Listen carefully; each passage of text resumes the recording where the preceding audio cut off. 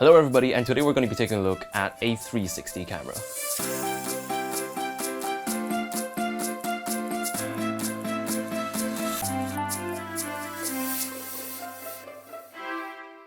Hello everybody, and this is the Xiaomi Mijia Sphere 360 action camera. This is a review unit sent out to me by Gearbest, so I've been using it for about 2 weeks now, and prior to this I've never used a 360 camera before, so this is something new for me. So when you purchase the camera, it comes with a little rubber pouch for you to keep the camera in. Now, although the padding of the pouch is a bit on the thin side, but it does a great job at protecting your camera from scratches, especially if you're just chucking it in your bag or you're just putting it in your pocket. So it really does a good job at shielding your camera from those sharp objects. It also comes with its own little tripod, which honestly is one of the best mini tripods I've ever seen come with any product. So this is a great thing, so you can attach it to the 1/4-inch jack on the bottom of the camera and you can just prop the camera on a surface, or you can collapse it and use it as a grip for the camera.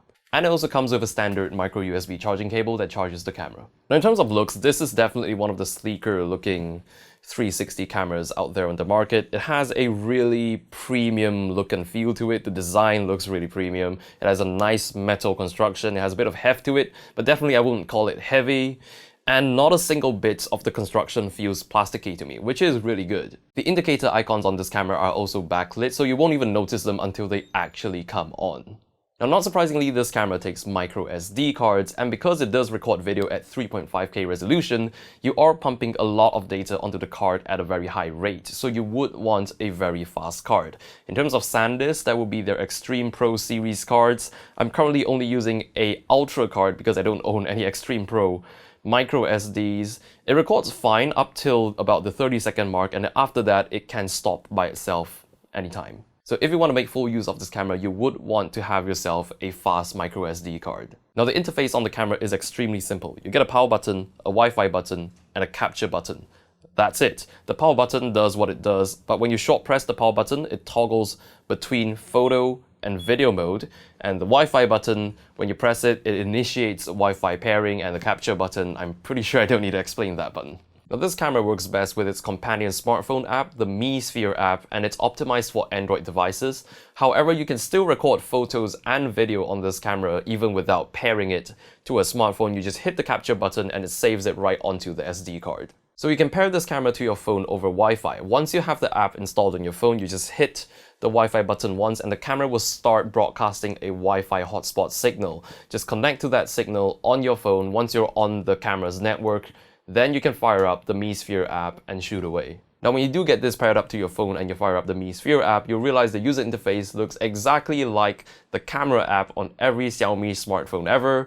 Not surprising given they are manufactured by the same company. And the app is also where you get to download the media from the camera and also tweak detailed camera settings such as resolution, white balance, exposure compensation, down to the buzzer volume of the camera. The live preview on the app also works really well with a delay of only about a second, but it's really intuitive and very easy to use. Now the smartphone app is essential for exporting the photos and videos of the camera. If you were to load up the files directly from the micro SD card on a PC, you'll find it saves it as a JPEG file with 2 photos representing what each lens on either side of the camera has captured. Essentially 2 fisheye photos in one. So the only way to correctly stitch those images into a 360 image is by exporting it from the smartphone app. And it does a great job. Due to the nature of the optical design, I was expecting severe resolution loss towards the edges of each lens, but it holds up extremely well. The stitching is also really good. Sometimes it's pretty much seamless, although you will notice it if you look hard enough. I imagine it will only give you issues if it occurs at a busier part of the image. When you do play back the media on the smartphone app, you can look at it in 4 modes, either spherical, flat, tiny planet, or panorama. The image quality is pretty good. You get 3.5K resolution in video mode and you get 24 megapixels in stills mode, and you do get quite a fair bit of resolution and detail in those images. Even in low light, it gives you very clean images. In terms of features, it has pretty much all the features you would expect to be on a 360 action camera. It has a self-timer function which delays the image capture so you can hold it up and frame it properly before it snaps you in the face. It has a interval shooting function and also a time-lapse function that actually puts together together a time lapse for you. It also has a short video function that shoots in bursts of either 10, 20 or 30-second videos. It also has a slow motion function, but honestly speaking, the slow motion function is a tad bit underwhelming because the frame rate isn't that high to begin with, especially if you're filming at full resolution, so you get this really choppy kind of slow-mo. So now I'm going to talk a bit about actually shooting with the camera. As nice as this camera looks, the ergonomics is a bit different from the other 360 cameras out on the market, because this is sort of like a little square cube, so there's really no right way to hold it unless you attach the included tripod as a grip.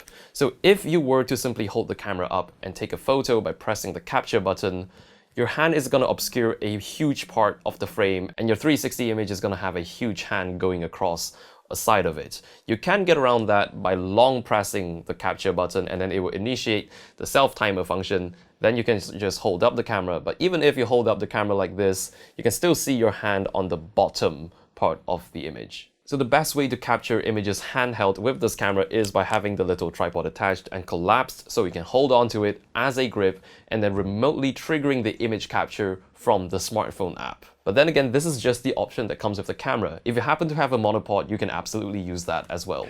And when I say monopod, I mean a real monopod.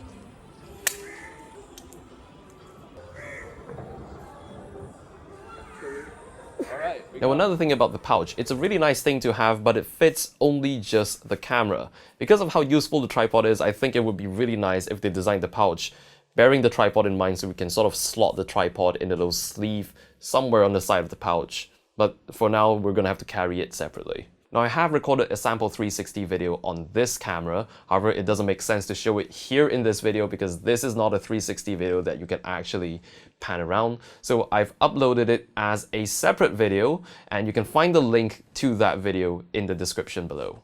And one more thing, the Mi Sphere 360 is rated IP67. I guess that's what makes it an action camera. So IP67 essentially means it's waterproof up to 1 meters of immersion up to 30 minutes. So I've gone ahead and dunked it in a jar of water and it still works. So all in all, I would say this is a fantastic 360 camera. It's really easy to use, it comes packed with a ton of features, it's very well built, and it looks really nice. And relative to the competition, this does come in at a very competitive price point.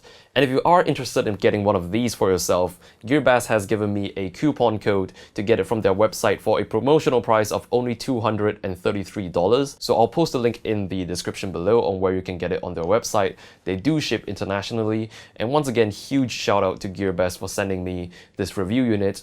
And I guess that's pretty much it for today. If you have any questions or comments regarding this camera, just leave them in the comment section below. So that's pretty much it for today. Everybody, thank you so much for watching, and I will see you in the next video.